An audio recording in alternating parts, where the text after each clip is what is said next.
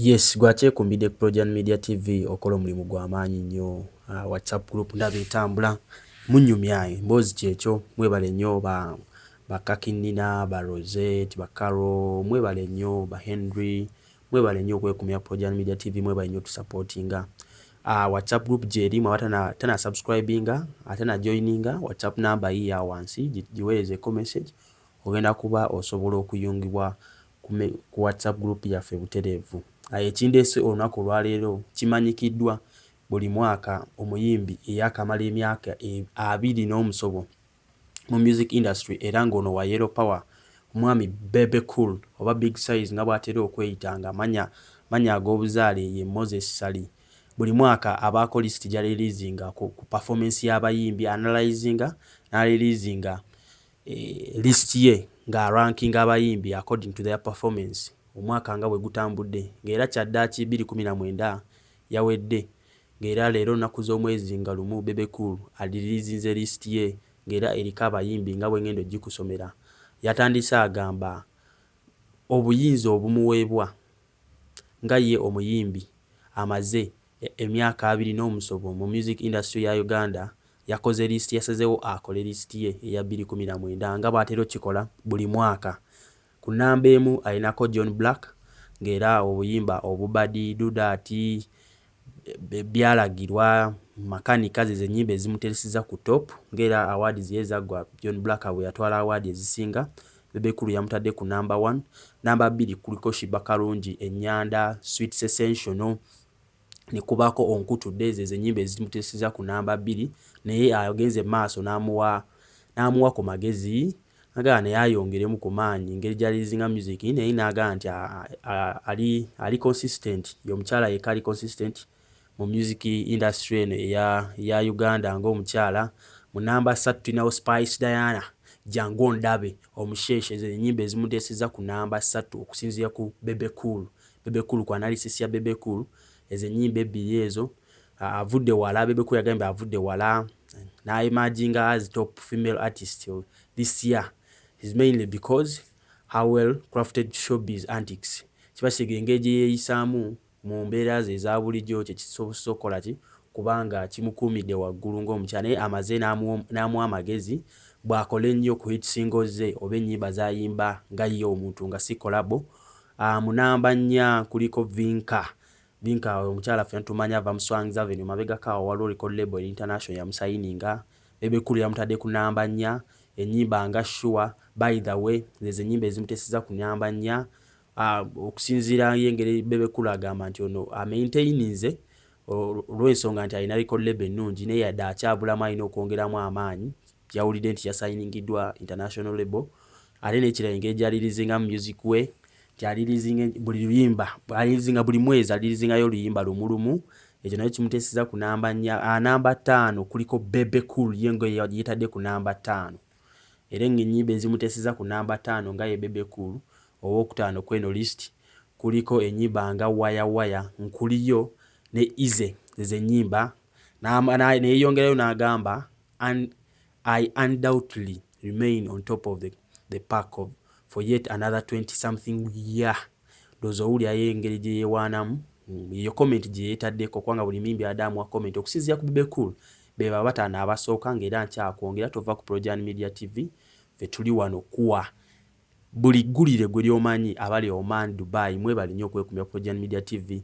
Nga tweyongeddeyo ku nnamba 6 tulinawo King herself, Cindy, Boom Party ne Copycat, ze ennyimba ezimuteeseza ku nnamba 6. King herself bw'amaintaininze Bebe Cool, okusinziira comment ya Bebe Cool yali yavaako okwo, naye amuwa credit olw'okuddamu n'asituka buto n'ajja ate n'awamba ekifo kye nga King herself, n'akwata eky'omukaaga ku list ya Bebe Cool. Eno jjukira list ya Bebe Cool era ebandowooza ye ng'omuntu. Naawe oli wa ddembe, genda mu comment box naawe tuwe list yo, naawe so tuwa list yo okusinziira naawe engeri gy'olabye omwaka engeri gye gutambuddemu. Abali mu WhatsApp group yaffe, eno ye topic gye tugenda okuba discussingako. Tuwe naawe list yo mu WhatsApp group yaffe, otubuulire bw'atana joininga WhatsApp group yaffe, ennamba yiiyawo, gendako weerezaako message, ogenda kuba oyungibwako butereevu. Komye ku nnamba 6. Nnamba 7 tulina Fikfa Maika, ono emyaka ng'ebiri mabega yakwata ekisooka ku list ya Bebe Cool eno ng'era yali yakajja naye nga bw'olaba John Black n'akwata ekisooka. Ennyimba ezimuteeseza ku namba 7 tulinako Tell Me, Omubwati ze ennyimba azaakubye guno omwaka ezimuteesezzaako guno omwaka, naye wala Bebe Cool yeyongereyo n'agamba nti ali worried of his consistency and the monotony of his sound. N'ekirala music engeri gy'asoundinga kyekimu, Bebe Cool kyekimweraliikiriza. Namba 6 kuliko Grenade Official yakuba ennyimba ezimuteeseza ku namba 8 namba 8. Namba 8 kuliko Nkuloga. Grenade Official n'Empulira Bibyo ze ennyimba ezimuteeseza ku namba 8.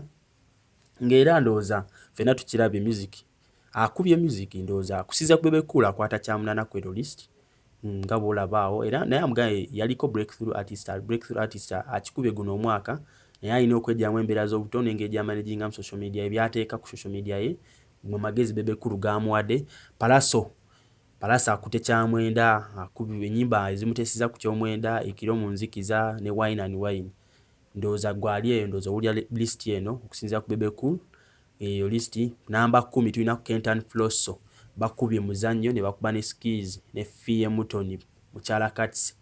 Ezo bebo beri ku namba 10 bewa top 10 benaka kusomera kwa branch eyongerayo kuba list mpanvu. List ya Bebe Cool teba nyimpi okusinziira nti yamaze emyaka 2 atunulira bibadde mu industry yonna, rankinga buli omwali mu industry. So mu namba 10 kugaye kuliko Kentan Flosso, bana abasajja babiri abamanyi abanene bakuba music mulungi okusinziira Bebe Cool bakwata kya 10 guno omwaka. Namba 11 kuliko Daddy Andre, ono adabolinga nga producer kuba guno omwaka naye produces ennyimba eziwerako ne kosa no producinga naye yefulumiza ennyimba ze ezere zimuziteeseza ku namba 11 kuliko Sikikweka, Kyoyoya, kuchocha olimba nguza muri manyi olwo, Don't Stop. Ezinyimba ayinako ennyimba nyezi muteeseza ku namba 11. Ng'era kusinziira Bebe Cool ndowooza kyekyo ye kyakola kyo kyalabye guno omwaka. It's an absolute talent. Just comment jamutaddeko. So genda ku page ya Bebe Cool nayo oyongera okwesomerako Boblanze gezaako kuwa kusinziira Bebe Cool ye kyalowooza. Semyekozo amuwadde namba 12 ku list ya Bebe Cool. Eddie Kenzo Musuuza eyakyayibwa guno omwaka abadde ku mawulire for some time amuwadde agenze ku namba 12. Semyekozo lwe luyimba olumuteesezzaako ng'era Bebe Cool agambye abadde aludde okuba hit naye akubye Semyekozo ye hit ye, not because of sympathy ne just oluyimba lulungi. Namba 13 kuliko owa gospel gwe nasooka olaba gwe bayita Levixon, n'agambye currently ye biggest gospel artist ate talina competitor mu gospel industry. Ndowooza muyinza okukaanya naye nange nyinza okukaanya naye olw'ensinga oluyimba olumuteesezza ku namba 13 kuliko Chikibombe lwe oluyimba. Ku namba 14 tulinako Gutujja B2C.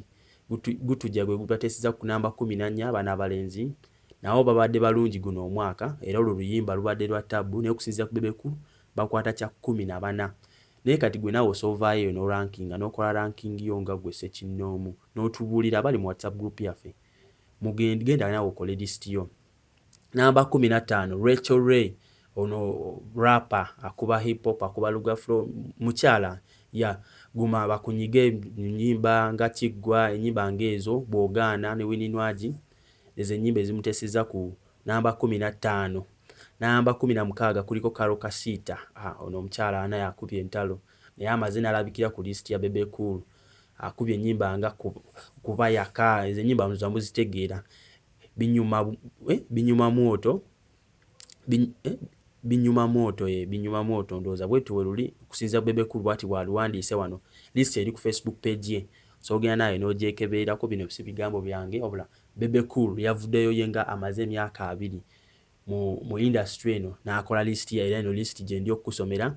Era ndi ku namba 16 Karo Kasita.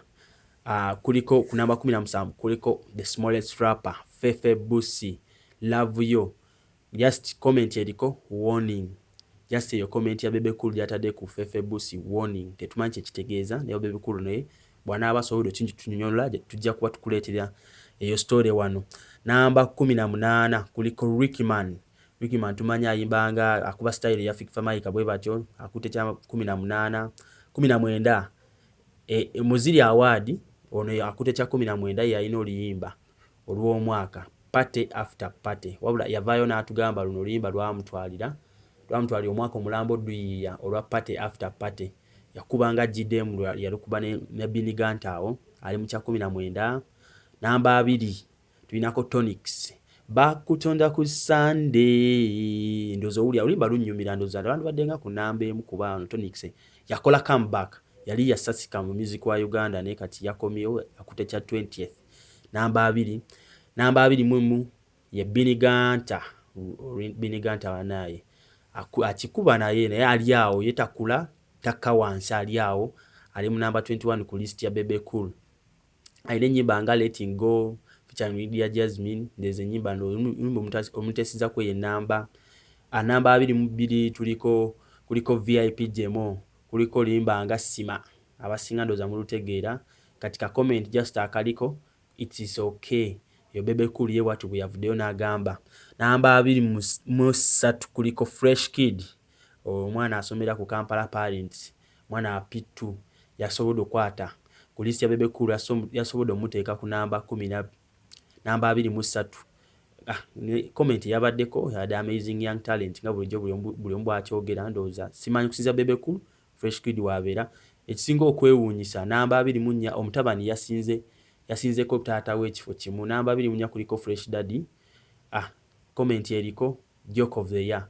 Ndowooza abali no wansi, ndowooza Bebe Cool yabatutenga kya muzanyo okuteeka Fresh Daddy n'obanga oli wansi wa Fresh Daddy. Kati wano wentandise okusoma nkusomera kwanga Fresh Daddy tukomye ku namba 24 oba 24 kuliko Fresh Daddy Joke of the Year, ye comment eriko.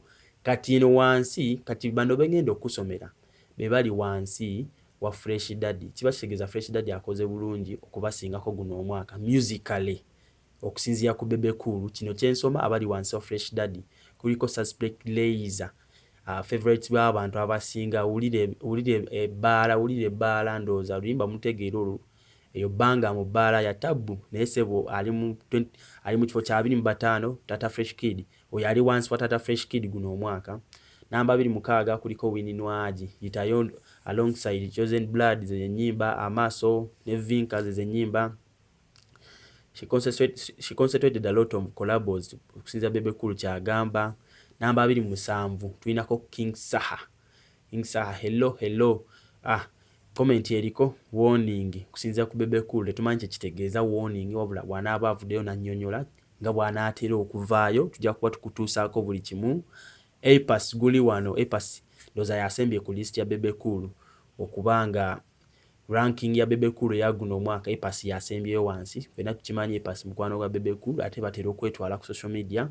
Apas yakute ekya 28 okusinzira kuli Bebe Cool ye kyasobodde okubanga ngeri gyalabye mu music industry guno omwaka 2019 oba omwaka oguwedde 2019. N'avaayo ng'amaliza n'agamba yebaza abaartists bonna balisinze waggulawo for working hard. N'avaayo n'ayogera n'okugaa nti I know they deserve more, just for recognition I am working hard to ensure you get what you deserve for giving Ugandans joy and happiness throughout the year. Kusinzira ku Bebe Cool kyavuddeyo n'agamba bw'onaavaayo yenna reaction ya artist yafubanga kyemanyi wa artist abagenda okuvaayo bakole ki ba reacting okusinziira ngeri baba rankinzemu kweno list. Mabegako wali abavaayo guli omwaka yagamba tuddamu tu rankinga tetubalabyeko. Surprisingly kweno list kuliko Rema n'Amakula yaliko yakuba kutujja ne ba B2C talabiseeko ne Bobby Wine, His Excellency Bobby Wine nga ekibadde kisuubira abadde tasuubirwa kulabika kweno list era talabiseeko n'abayimbi abalala bangi gwe bomanyi. Kati gwali eyo genda mu comment box otulye muyimbi kigwaleseeyo abadde agwana okubeera kweno list.